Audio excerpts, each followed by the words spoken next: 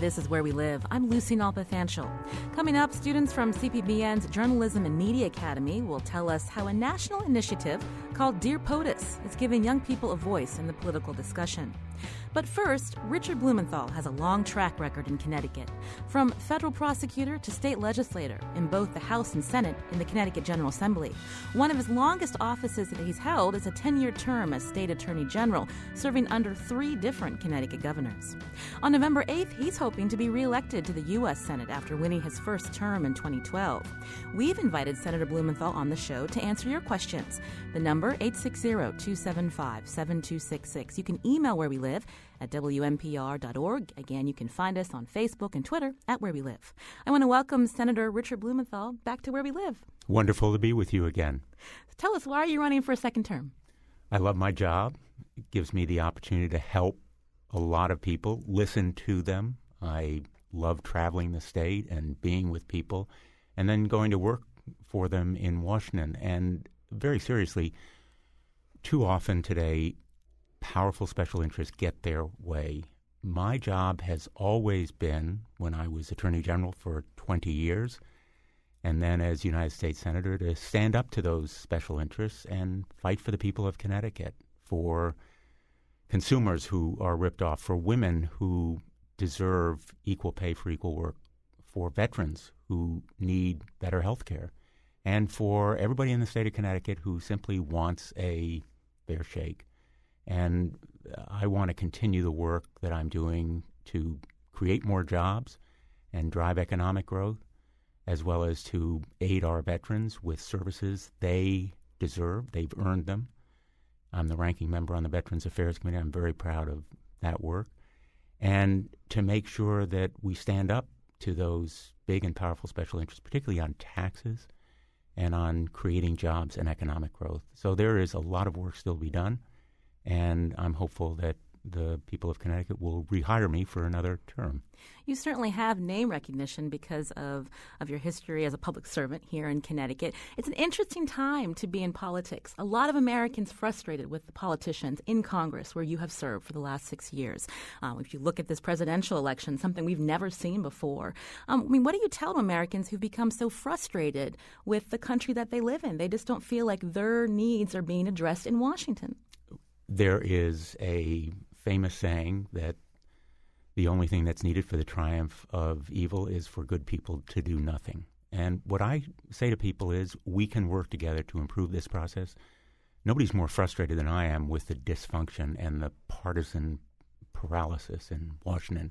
That's why I spend every day literally trying to reach across the aisle and create bipartisan coalitions, and I've done it on issues like infrastructure, where we passed a transportation reauthorization bill that will actually bring $3 billion to Connecticut to improve our highways and roads, and including $860 million for the first time for rail and mass transit. That's a bipartisan bill that will create jobs and improve economic progress, and it was the result of bipartisan work. And I've done the same thing on the Veterans Affairs Committee, where we passed a choice bill, 2014, giving veterans access to private health care if they live more than 40 miles or they have to wait more than 30 days for health care, and impose greater standards of accountability within the VA. We now have a Veterans First bill. It's on the floor of the Senate, having been approved unanimously by the Veterans Affairs Committee. Again, bipartisan cooperation between myself as ranking member and the chairman of the committee, Johnny Isaacson. Mm-hmm. These kinds of bipartisan efforts are what we need to do more often. That's the way to break the gridlock and enlist more Americans by creating hope that we can do more together. We need to bring this country together more than we have before. You mentioned the choice bill to help veterans access care if they live within 40 miles from a VA hospital or clinic. Weren't there some big problems with that when it was rolled out? There have been continuing problems with it, which is why we now have the Veterans First bill to address some of those problems. And if a veteran lives more than 40 miles from a VA healthcare facility or has to wait more than 30 days, they now have access to private providers. They can go outside the VA system, but those private providers have to be reimbursed. We have to streamline the reimbursement process. That's one of the goals of the Veterans First Bill. In addition, a lot of caregivers in homes provide medical assistance and care for veterans, loved ones, family members. They have virtually no support compared to what they need. And that's why part of the Veterans First Bill expands the caregiver program. It also provides for stronger accountability. Poor performers should not receive bonuses. Wrongdoers ought to be removed, and it ought to be done in accordance with due process. That kind of problem is also further addressed. And there is certainly a lot to be done with the VA. Just yesterday, I was at the VA facility in West Haven saying that there ought to be Wi-Fi access, internet connection in all patient rooms. There isn't in the VA facility, one of the best in the country, in West Haven. And so that's another example of the kinds of service that ought to be improved. Capital improvements ought to be done at the West Haven VA facility, as well as others around the country. So I think that there is still a lot of work to be done, and I look forward to doing it. You bring up a lot of important issues. Do people know that you're running for re-election? This is a very different campaign than when you ran against Linda McMahon, where there were actual debates between you and your opponent. Dan Carter was on our show just last month, and he has one thing that he often repeats about you, and that is that you have name recognition and you fight for a lot of consumer issues, but he questions, the kind of work that you're doing. Let's hear that clip. I've always felt that Blumenthal, while he may work hard, he's very focused on issues that keep him in the press. We joke about it, that the most dangerous place is putting dick in a microphone, or, he'll show up for your envelope opening. But, meanwhile, there are some big things that we have to handle. What do you say to that? I take as a badge of honor that I show up places. There is a joke, I'm sure some meant it as a means of ridicule, that I'll show up for a garage door opening.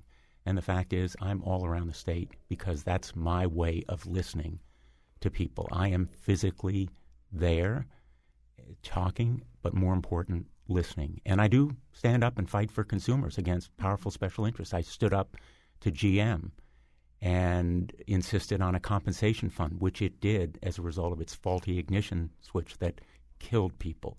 I've stood up to Mylan on the EpiPen issue, overcharging, profiteering, price gouging, which in my view is a violation of its moral duty and very possibly of its legal responsibility, which is why I've asked for a criminal investigation by the Department of Justice. And I am proud of the work that I've done in protecting consumers. What seems like a minor issue to some people is a big deal to the person who is losing money or losing lives more tragically. And I'm going to continue that work, standing up to powerful special interests. The people of Connecticut can count on me to fight for them. This is Where We Live. I'm Lucy Nalpathanchel. In studio with me today is U.S. Senator Richard Blumenthal, who's running for re-election. If you have a question for the senator, 860-275-7266.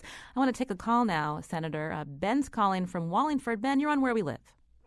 Hi, thanks for taking the call. I just wanted to ask the senator, does he plan to support repealing all fossil fuel subsidies to mitigate climate change and stopping the frack gas pipelines that are trying to be built here in Connecticut?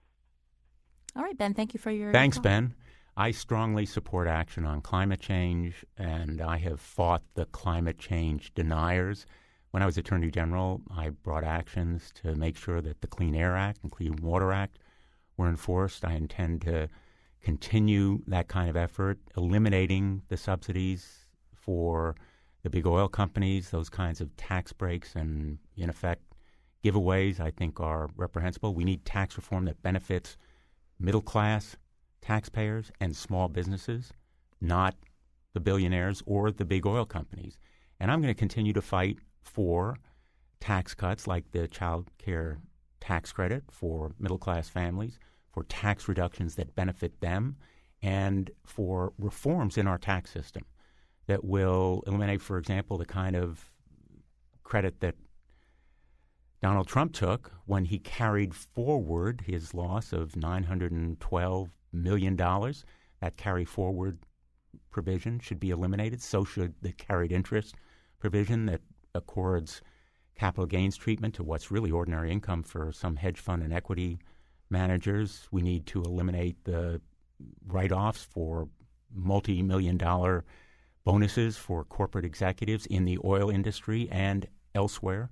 Those kinds of tax breaks and giveaways to billionaires or big oil companies ought to be eliminated, and we should take action under our state and local laws to make sure that pollution is eliminated, particularly in Long Island Sound, a treasure where we're making progress, but the latest report card from Save the Sound indicates there's still a lot of work to be done.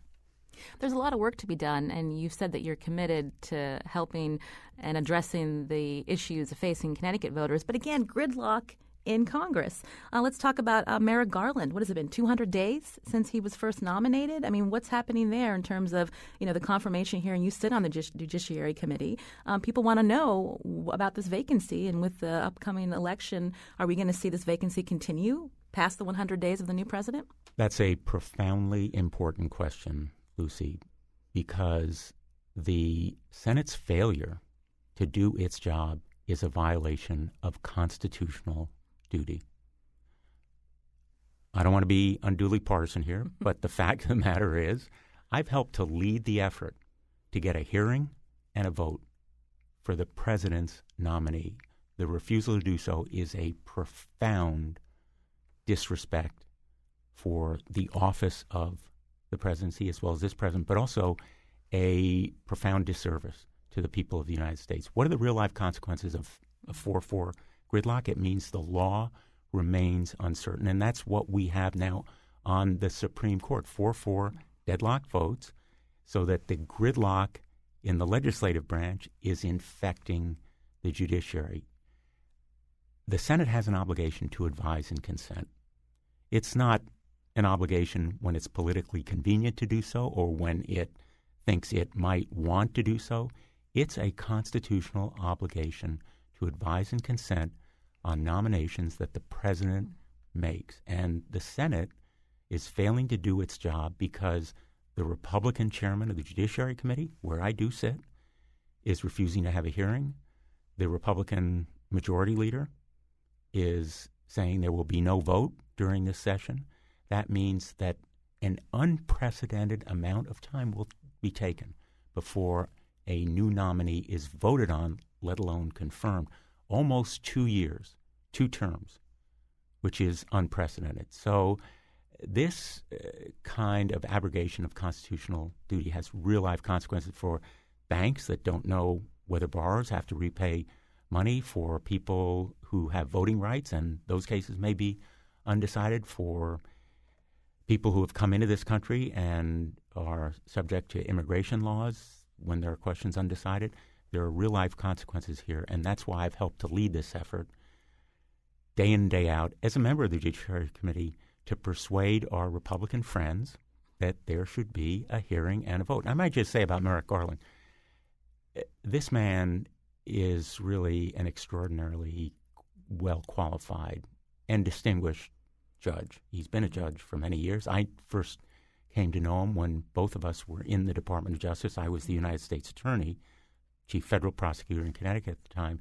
I have great respect for him, but I'm not going to tell my Republican colleagues that they should necessarily vote for him. They should have a hearing, and they should speak with him and then make up their own minds. I think they'll be persuaded to vote for him, but the point is to move the process forward. Let's take some calls. Helen's calling from West Hartford. Helen, you're on Where We Live. Thank you. I just want to thank Senator Blumenthal for all the work he's done over the decades for the people of Connecticut. He seems to be, to me, he's the only politician who works for the people and fights hard. And just thank you, Senator. Well, you're very, very nice, Helen. I really appreciate that. I have tough fights, and as Lucy has pointed out, Washington is not a friendly environment these days for getting things done. But I also try to remember that compromise is important, that agreement requires compromise. It's not a dirty word. It's not a 4-letter word. And we need to be able to work with each other more than we have. And I really want to thank you, Helen, for those very, very kind words, but say that I'm really determined to work even harder, redouble my efforts to get things done in Washington. This is Where We Live. I'm Lucy Nalpathanchel. U.S. Senator Richard Blumenthal is here in studio today as we talk about why he's running for re-election as Connecticut's senior U.S. Senator. Do you have a question for him before you cast your vote on November 8th? If you're holding, please stay with us. We're going to take a quick break. We'll get to your calls. This is Where We Live.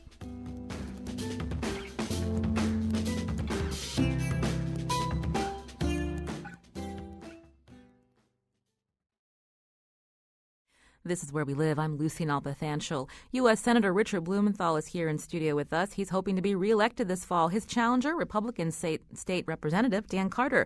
Do you have a question for Senator Blumenthal? You can join the conversation. 860-275-7266. Email Where We Live at WNPR.org and find us on Facebook and Twitter at Where We Live. We'll go to Roger now. Roger's calling from New London. Roger, you're on the show.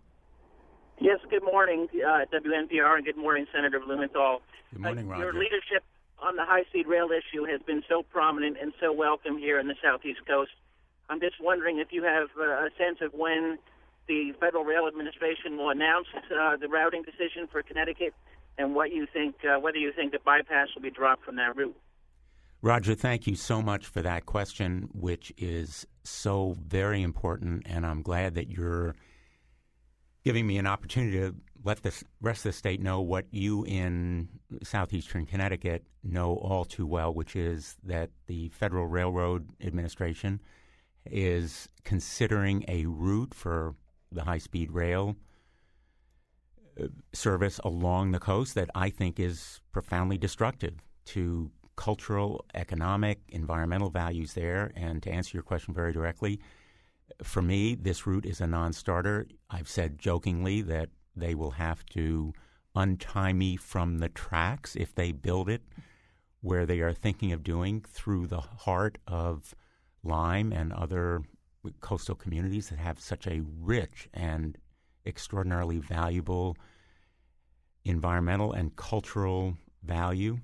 And I believe that it's a non-starter. It's half-baked and harebrained. And what really outrages me most is that a lot of money has been spent on studies. In fact, millions of dollars have been spent on studies that should go nowhere.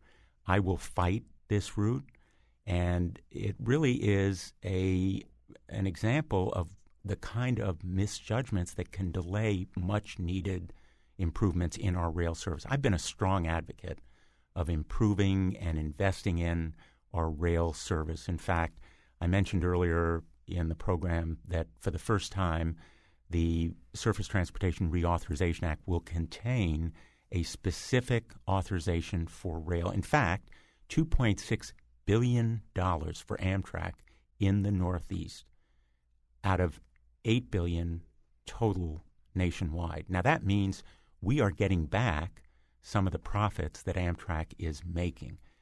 Amtrak in the Northeast is the only part of Amtrak that is profitable, and yet that money has been going into the system as a whole. Now we're going to start getting some of it back, but we need to use it wisely. There have to be smart decisions that are sensitive to cultural and environmental interests, and that is what is at stake in the potential rerouting of this service, the tracks and so forth. The tracks need investment, so do the cars. We need high-speed rail service. We need to invest in rail and mass transit, but it has to be wise investment. And across the state of Connecticut, we're going to be doing better. In fact, there's going to be a Hartford line for the rest of the state. They should be aware that at my insistence, there has been, by Amtrak, a commitment to complete that line by 2016. I specifically asked in a hearing on the Commerce Committee where I sit whether they would commit. Joe Boardman said yes. And again, it has to be smart decision-making, wise planning, and intelligent management, not what we've seen in the FRA saying that there's going to be a line that goes through the heart of Lyme and other communities that are so valuable. So I'm going to continue to oppose it. I know it's kind of a long-winded answer to your question, but as you know from our hearings in Lyme, and I've listened to you and other members of those communities, I feel very passionately about this issue. We're getting a lot of calls. Jessica's calling from Waterbury. Jessica, you're on Where We Live. Hi. Senator, I just wanted to ask. I am a female vet, and I go to the campus at West Haven quite frequently. 100% service connected, but yet the services for females seem to kind of take the back burner to the services for male veterans. They're not equal, and they haven't been equal for years, and it doesn't seem to matter what our needs are. We serve just as the males did.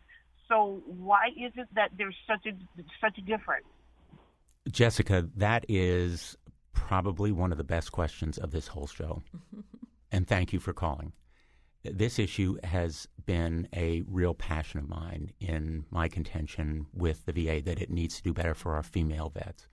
As you well know, Jessica, female veterans are growing in number and as a proportion of the veterans population as a whole, as we very rightly and valuably welcome more women into the ranks of our military, and they are performing vital services. As a member of the Armed Services Committee, I'll tell you parenthetically, I see women serving, and it is so inspiring, their contributions to our national interest at every rank, in every MOS, in every occupational specialty, and now increasingly in actual combat situations. And we need to honor that service and give them the kinds of assistance they have earned. They need and deserve better health care. And so you'll be pleased to learn, I hope, that the VA clinic for women in the West Haven facility has been expanded and renovated. It's no longer sort of in the basement.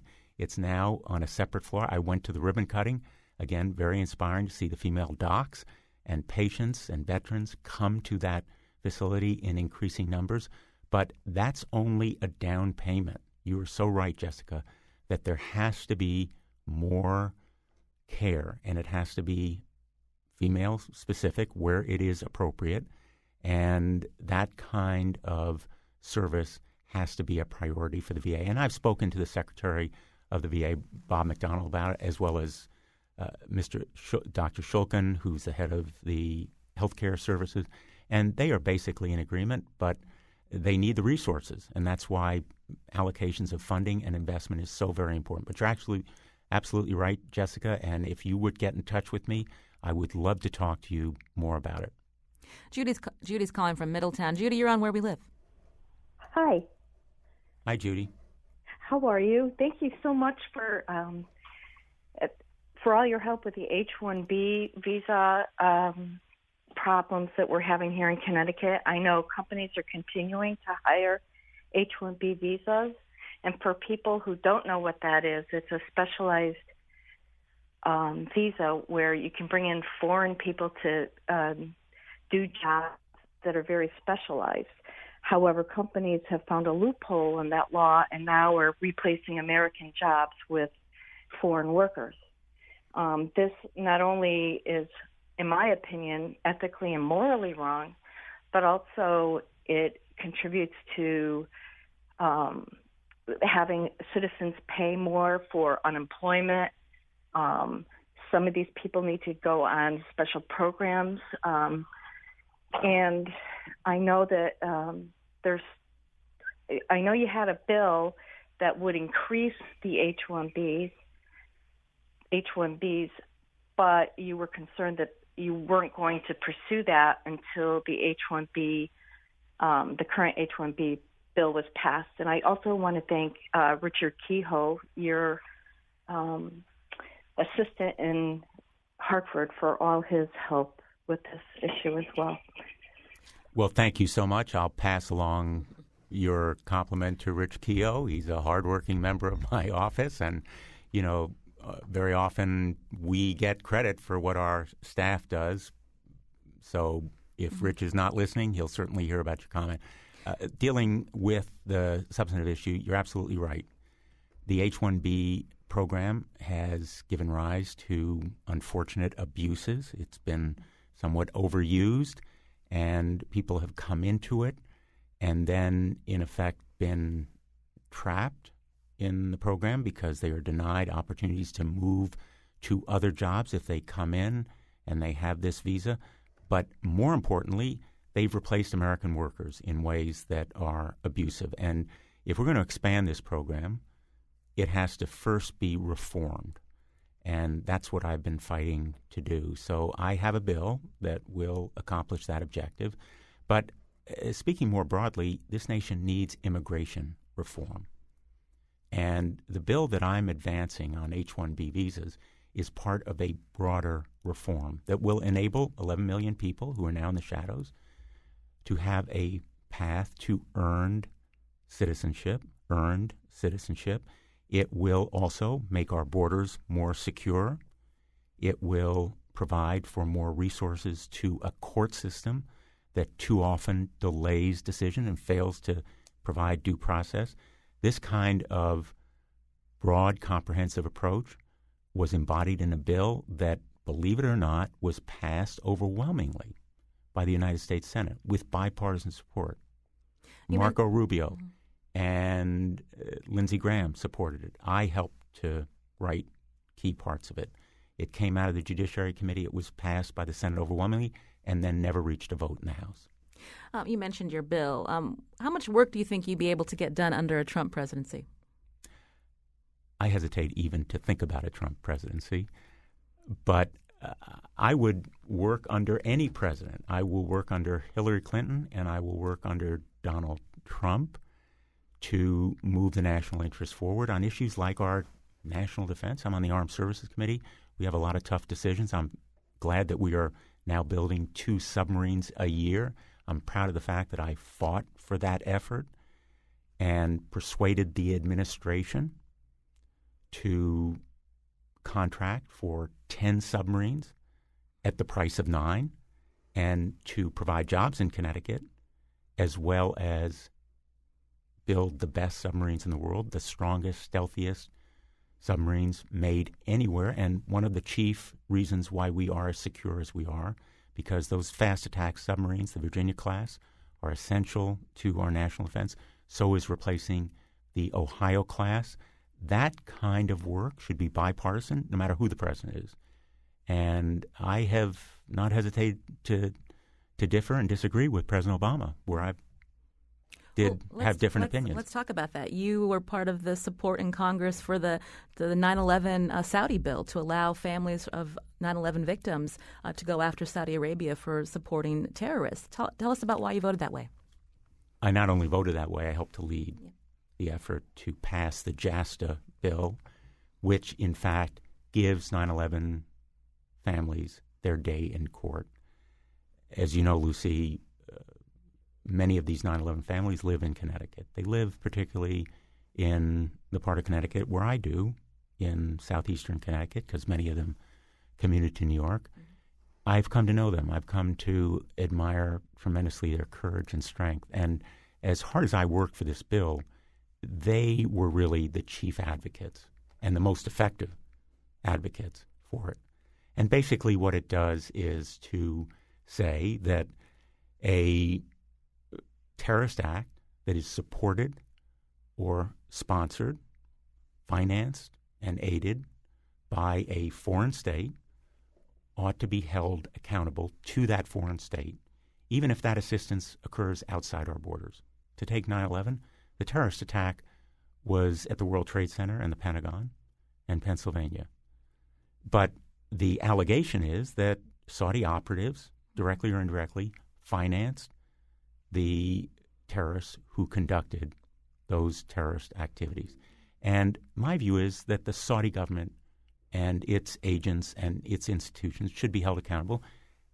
Everybody ought to have their day in court. There's no verdict, no judgment coming out of this bill, but simply the right of American citizens to hold accountable a foreign state that sponsors terrorism or supports or finances it. And the president opposed it. He vetoed it. I helped to lead the effort to override his veto.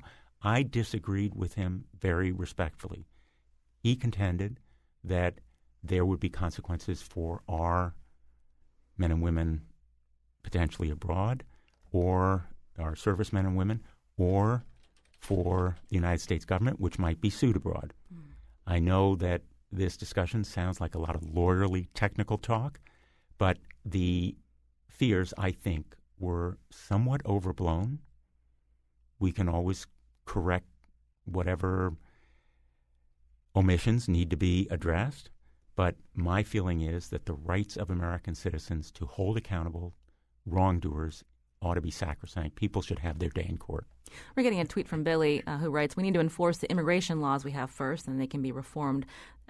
Stop giving illegals a pass. So he wanted to comment on your previous comment. I want to take another quick call. Raul is calling. Let me just say, okay, Lucy, I am against giving illegals a pass. This bill is not amnesty, as my Republican colleagues have emphasized. Amnesty is not the goal or the effect of this bill, and I agree that the immigration laws should be enforced. Raul is calling from Haddam. Raul, we're short on time. What's your question? Senator, you discussed earlier your efforts with one drug, but that problem is pervasive with many other drugs. I'm a senior citizen. I see that happening with other drugs as well. I also see other abuses, such as companies that prevent competition by snuffing out generics that might compete with their products. So I have two questions. One is whether you're working with Representative DeLauro on her recent proposal, and do you have a broader strategy to really deal with the problem as a whole? Excellent question, and since we're short on time, I'm going to try to be as simple and straightforward as I can. Yes, I am working with Congresswoman DeLauro. She has just recently made a proposal for a review board that will address the very urgent problem of overcharging, price gouging, profiteering with drugs like EpiPens, where I've been a leader, but also for drugs as routinely used as insulin and Narcan and other workhorse medicines that are sometimes in short supply and where the prices are escalated, particularly if they are brand names, but also generics. And yes, I will be making specific proposals that will use our existing laws, which prevent certain kinds of deceptive and misleading conduct, as well as antitrust violations. But I think, to take your question very directly, that the settlement between the Justice Department and Mylan was a very, very bad mistake. Not only is the amount of money inadequate, but there's inadequate investigation to hold culpable individuals. And one of the things that has to be done is better enforcement of our existing laws, both criminal and civil. And where there are wrongdoers, and I know they're powerful, and they hold a lot of sway in Washington, and they spend a lot of money on lobbyists, but I'm going to continue fighting to hold them accountable because the pharmaceutical drug industry, and not everyone, but some of its bad actors, need to be held accountable. We did get an earlier call. I just wanted to throw this out to you. Someone called in wanting to know if you would support term limits. We have term limits. They're called elections. And I have supported a vigorous and effective electoral process. I have questions about term limits because of the fact that I see people who have served for a long time but continue to do so with distinction on both sides of the aisle. So before supporting term limits, I want to be persuaded that there's really a problem that will be solved by term limits. And just under a minute, obviously a lot of people know your name. What's one thing they don't know about you, Senator? One thing they may not know about me is that two of my sons have served in the military, one of them in the Marine Corps Reserve, 125, the Charlie Company unit in Plainville, served in Afghanistan, and he's back safely now. Another is also serving in the military in the United States Navy, and I wear a blue star on my lapel. And a lot of people don't know what that blue star signifies because they see it so rarely. And the reason is that so few people now have members of their families serving and deployed. And that's a fact that is unknown to a lot of people, that less than 1% of our population is involved directly in the 15 years of war that we have fought and we're continuing to fight ISIS and extremist violence. Senator Blumenthal, we've run out of time, but I want to thank you for coming in to answer some of our listeners who are able to call in and ask you a question. Again, U.S. Senator Richard Blumenthal is running for re-election this November 8th against Republican Dan Carter, who's a state representative in the Connecticut General Assembly. When we come back from the break, we'll hear from high schoolers about what they said in video letters to the next president. This is Where We Live.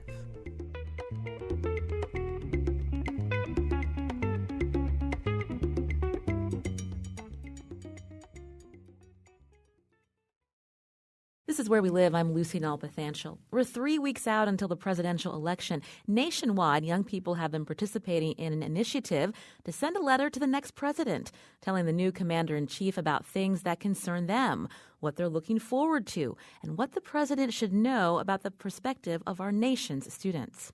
CPBN's Media Lab created a series of open video letters from high school seniors at the Journalism and Media Academy here in Hartford. 3 of those students are here with me today to tell us about the project called Dear POTUS.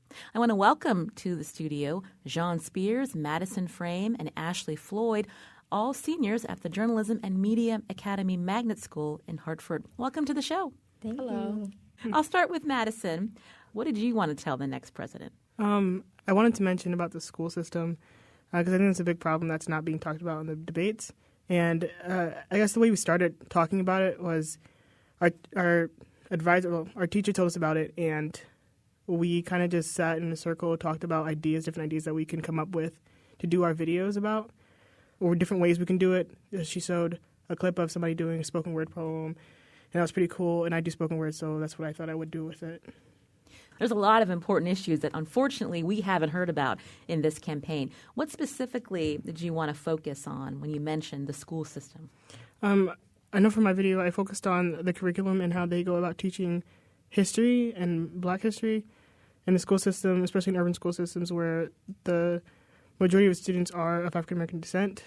The black history is taught for a week rather than the whole month. And they teach about the same people, MLK and Malcolm X and Rosa Parks. And I think that they need to switch it up because there's a lot of people in Hartford that were huge role models when it came to civil rights, and they don't talk about that. We play in gyms by those people, and we don't know who they are. Jean Spears, how did you prepare? What did you want to tell the next president? Just like Madison, they do not talk about education in school systems, and I really wanted to focus on the curriculum, especially in urban school systems. And I stated the Black Lives Matter movement in there. And the reason why I stated that is because I want to explain my life also matters in the public school system. And urban schools do not get the same education as suburban schools. And although there is a lot of money put into urban schools, but yet money isn't always the solution. You can use that money to have better teachers and better programs for students. I think we have a clip from your video letter, Jean, to the president. Let's hear it. Ever heard of the phrase Black Lives Matter? Or how about All Lives Matter? What do either of these phrases mean to you? Saying All Lives Matter marginalizes the concern of African Americans by grouping the Black Lives Matter movement into a larger All Lives Matter movement. Implies that all Americans have the same experience, but in reality, African Americans are much more troubled. So when you saw the result of this video letter, were you happy with the message? Yes, because I didn't think it would be such a big, uproar with it. I didn't think people really actually listened to what I had to say, and it actually worked. So pretty happy. What was the response? A lot of people were asking me, what do you mean by the Black Lives Matter movement, and how did you compare the Black Lives Matter movement into the school system? And once again, I explained that my life should also matter in the school system, which I feel like it really doesn't. I'll turn back to Madison. Let's hear a clip from your video letter to the POTUS. He said, I can't breathe. White man noose wrapped his neck. White man noose heart beating out chest. White man gunshot, 2 to the head, 17 to the body, 1 to the leg, firing off rounds, it's open season. Till death do us part, till bullet punctures heart, till word punctures mind, till someone presses rewind, we learn our history. So don't repeat it. Got genes filled with dreams of dance hall queens, I need to step further, they don't teach us that. My nourishment of the mind teaches teachers to be blind, to call ourselves black, teaches the history of end, but never the word needless. White men noosed and caught our tongue, speak up too much, we bound to get stung, might be the bullet that hits us, but what can be done? Can't you teach us to be more than Jay-Z and LeBron? Teach us how to untie this noose. Teach us to change the curriculum so we can have dreams filled with dignity and a mind filled with the belief that we could be something much greater than the simple American dream. So you told us earlier that you're a spoken word artist, Yes, and so we were able to hear some of that in your video letter. Also, the importance of history in your curriculum. She's pretty amazing. And that's Ashley Floyd, one of your classmates. Tell us about your letter. Well, my letter was about petty crimes. I know not a lot of people talk about it. I feel like we have a problem with like really looking through each case of prison sentencing. Like, I know plenty of children who has incarcerated parents because of anything that has to do with like drugs or anything. And it's like there's people out in the world who are getting incarcerated for like over 5 years for weed, and there's people out there in the world, for example, like the Brock Turner case, who's getting 6 months in jail for raping an unconscious woman. I think that's pretty crazy, and I feel like the next president really needs to like sit down and really think about that, because there's not even myself, but there's plenty other children who's really affected by having incarcerated parents, and I think we really need to sit down and really focus on each and every case before putting somebody in jail for life or 5 years. And it's like, it's crazy because now we're legalizing marijuana, so why people are still in jail if you're legalizing marijuana for weed? You're talking about the importance of reforming the criminal justice system, something we've heard from the current president, Barack Obama. Mm-hmm. We're here in Connecticut. We've heard from Governor Malloy about the Second Chance Society and decriminalizing small amounts of marijuana. Let's hear a little bit of your video letter, Ashley.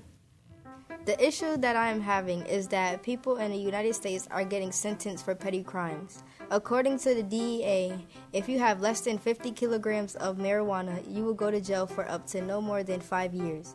My video is actually getting shared around Connecticut as well. It's getting played in East Hartford High. I know most of our videos was getting played in East Hartford High, and actually I'm proud because we're motivating other schools to actually do these videos as well. Yeah, they're using us as examples in other schools. Like when we were on WFSB, they showed it in a lot of schools, like, this is what you guys are going to do. That's interesting. So you recorded the video, you wrote the messages, you recorded them here at the JMA within CPBN, and then when you were on a local TV station, other schools are now seeing the project? Yes. And it was cool how it caught WFSB's attention. They told us actually like 15 minutes before we got here, oh, WFSB is coming to interview. We were like, yeah, really? Shocker. Yeah, so it was nice. You don't have to worry about your makeup or hair for radio, right? Right. No. So this is Where We Live. I'm Lucy Nalpathanchel. In studio with me are three seniors at the Journalism and Media Academy Magnet School in Hartford, Jean Spears, Madison Frame, and Ashley Floyd. They participated in a project called Dear POTUS, where they recorded video letters that they'll be sending to our next president. And I wanted to ask you something we talked about earlier, and I'll turn back to Madison Frame, about the 2016 election. There are so many issues that touch our lives that we're not hearing from the candidates. You mentioned the school system. But as a young African-American woman, what are some other things you want to be hearing from the candidates? I actually was thinking about it this morning because it's been on my mind because it's on the news, it's on Instagram, it's on Facebook. And I know they're talking about how they're going to deal with Syria and ISIS and make sure that America's safe from other terrorist organizations. But I want to hear how they're going to keep America safe from Americans trying to hurt each other, because that's what's happening. There are cops killing black men and black women, and there's black on black crime. There's crime everywhere in America, and it's overwhelming to think that we have a president. We're going to have a president who's thinking that they're the president of the whole world, but you're the president of the United States of America. Help America, like help us help each other, because it's not happening. Yeah. What do you think about that, Jean? Oh, that's a very sensitive subject. Again, education. I do have younger nieces and nephews that are soon going to be in middle school and high school, whatever, and going to college soon. But it's just like I want them to focus on the youth. The youth is very important because the youth is very important. That's all I have to say, and they're not focusing on that. You know, there's a lot of attention on the economy, too, here in the United States. And we hear often from adults that they don't have confidence in the future. Right. But as a young person, do you have confidence as you get ready to graduate and move on to college? What are you confident about? I'm confident in a lot of things. It took me a while to gain confidence from my mother when she always told me, you have to be strong. it's going to be a lot of things that's going to come your way. You're not going to like. You have to deal with things, but you just have to be strong. It's just a lot to it. It's a lot. I'll turn to Ashley Floyd. No matter who is elected in November and they're sworn into office in January, what do you think your future will look like under this new president? I don't know. I'm just trying to stay positive. Hopefully, things start taking a better course. But, I'm just waiting for the future to come. I'll throw something else out there to you. We were talking about the economy on the minds of many Americans. Student loan debt has now surpassed the debt from credit cards. Is that something that worries you? I mean, I assume all of you are thinking about college. Oh, yeah. I really hope I didn't even know that. I can get a scholarship because I know plenty of people who still own a lot of debt, like over 40,000, and I really hope I don't end up like that. So try to get as many scholarships as you can. As much. And if you can't get as many scholarships as you can, the only other route is to apply for student loans. Right. Yeah. That's why my mother always told me, do your best in school, so that way you will not be in debt.